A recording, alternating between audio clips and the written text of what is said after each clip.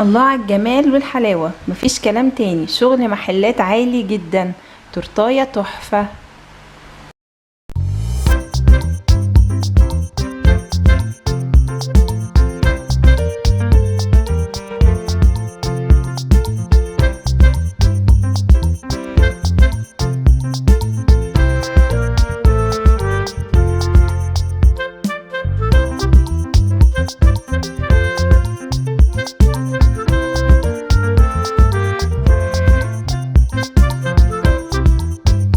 السلام عليكم ورحمة الله وبركاته. اهلا بحضراتكم، ازيكم عاملين ايه؟ يا رب تكونوا بألف خير وصحة.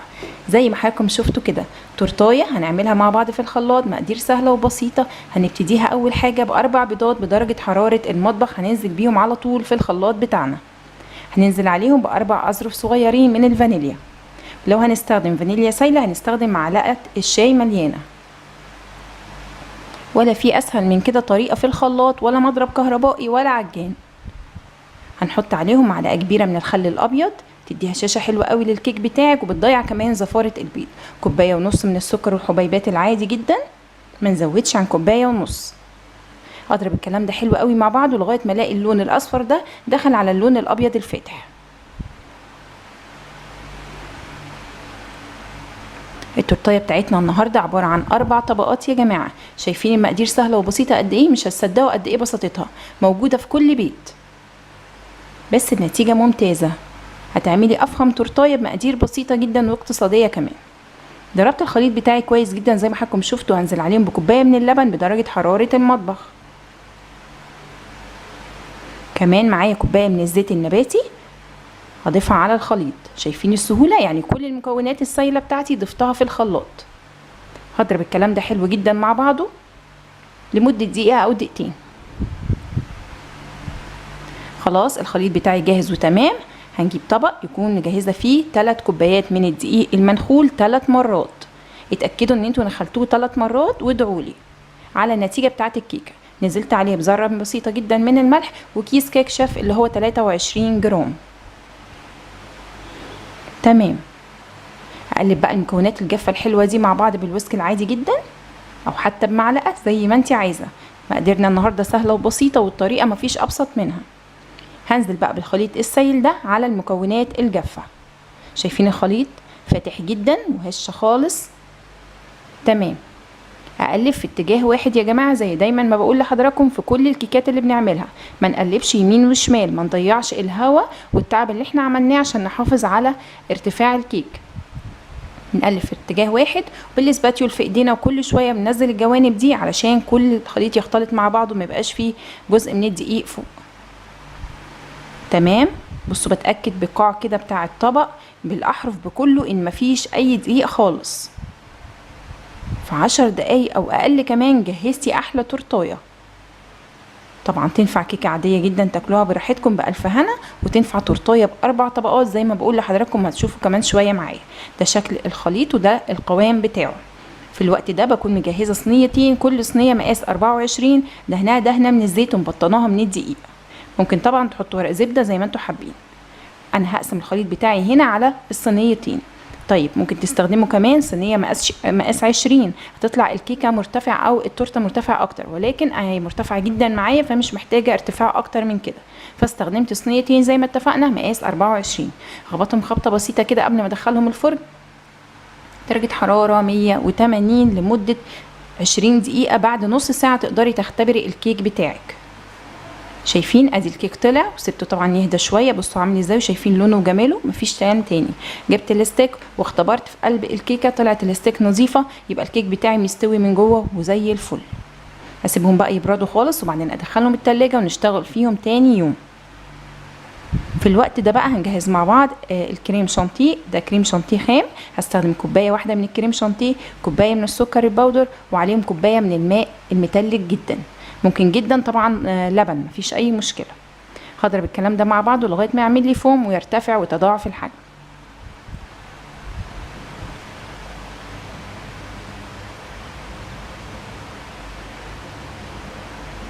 شايفين القوام عامل ازاي؟ متماسك جدا. بصوا لما انزل بالويسك كده ما ينزلش معايا، اعرف ان القوام بتاعي ممتاز.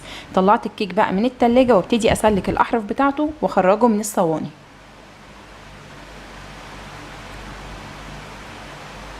شايفين الكيكه عامله ازاي؟ ما شاء الله، واخده لون ذهبي جميل من الاحرف ومن القاع بتاعها ومن فوق، والدنيا تمام. ادي الطبق اللي انا هزين فيه او هقدم فيه. كنت مجهزه ورق زبده وحسيت ان الاحرف يعني قريبه جدا من الكيك، فاستغنيت عن المرحله دي. جبت طبعا سكينه مشرشره وابتديت اقسم كل واحده من الكيك لجزئين، طبقتين يعني. هنستخدم النهارده زي ما قلنا او هنعمل 4 طبقات. شايفين قلب الكيكه ابيض وزي الفل عامل ازاي؟ ولا بقى اسبونج كيك ولا كيك اسفنجي ولا بنفصل الصفار عن البياض ولا اي حاجه من الحاجات دي. ابسط من كده مفيش. الصينيه التانيه هعملها بنفس الطريقه. يعني لو حضرتك معكيش فلوس خالص وعايزه تعملي عيد ميلاد لبنتك او ابنك، هتعمليها بمنتهى البساطه بمقادير موجوده دلوقتي في مطبخك. ادي الصينيه التانيه برضو هقسمها لجزئين او طبقتين بنفس الطريقه. شايفين الكيك هش قد ايه وطري عامل ازاي، والقلب بتاعه ابيض وزي الفل. تمام. ادي كده ال4 طبقات بتوعي. حلو جدا. نضفت الطبق بتاعي طبعا واخدت جزء من الكريم شانتيه عملته جزء كده عشان احط الديسك الاول من الكيك ما يجريش معايا وانا بزوق. حطيت كده وبكون مجهزه هنا ده ميه الكمبوت بتاع الخوخ اللي انا هستخدمه مع حضراتكم بعد شويه. البديل تاني طبعا ينفع سيرب خفيف، ينفع لبن بنسكافيه، ينفع لبن بكاكاو وسكر زي اللي بنشربه عادي. في عندنا بدايل كتيره جدا لتسقيه الكيك.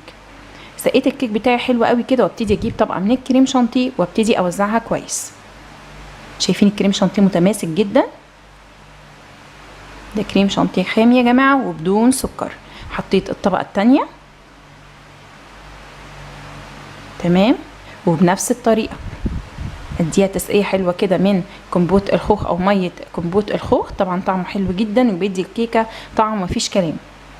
واحط الطبقه التانيه من الكريم شانتيه. كوبايه واحده من الكريم شانتيه هتقضي لي الكيكه تمام. اجنشها كلها، مش هتحتاجوا اكتر من كده.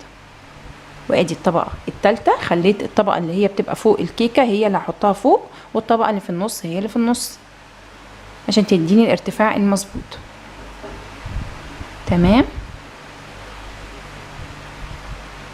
وادي الطبقه الاخيره بتاعتي.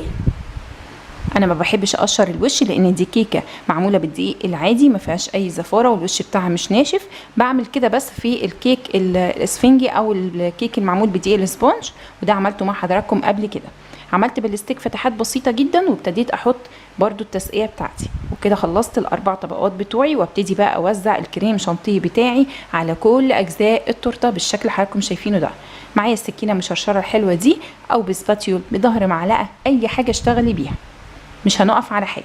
خلصت جنشت كله بالشكل ده. جبت صينيه كبيره حطيت فيها الطبق بتاعي علشان هعمل دلوقتي حركه لطيفه جدا، واخد الجناب كلها بتاعه التورتايه بالشوكولاته المبشوره الخام اللي حضراتكم شايفينها. في مشكله قابلتني هنا ان الجو حر جدا زي ما حضراتكم شايفين، ولو ملاحظين كمان ان انا مشغله المروحه، لو تلاحظوا الورد بتاعي عمال يتهز اهو، وبرده الشوكولاته ساحت. الجو حر جدا، ده يعني شيء غصب عننا. فعلى قد ما تقدروا حاولوا تشتغلوا في مكان رطب شويه، لو في تكييف متوفر يا ريت على قد ما تقدروا. بصوا حتى الروزتات اللي عملتها بتاعت الكريم شانتيه حسيتها سايحه شويه، الجو حر جدا، ربنا يا رب يعافينا. وابتديت اجيب انصاف كده من الكريز وابتدي احطها على الروزتات الصغنونه اللي انا عاملاها بتاعت الكريم شانتيه بالشكل ده. جبت كمان ادي كومبوت الخوخ بس مقطعاه بالشكل ده، وابتدي اعمل كده دايره بسيطه او ورده في نص التورتايه، واعمل بقى روزتايه كبيره كده من الكريم شانتيه. مش قلت لكم الكوبايه الواحده هتقضيكم والزياده. اتمنى النهارده التورتايه بتاعتي تكون عجبت حضراتكم ونالت رضاكم. انا اسفه ما قطعتهاش قدامكم لان دي كانت لعيد ميلاد، ما كانش ينفع اقطعها قبل كده. اعملوا لايك وشير وسبسكرايب. كنت معاكم مها جوهر، شكرا ليكم والسلام عليكم.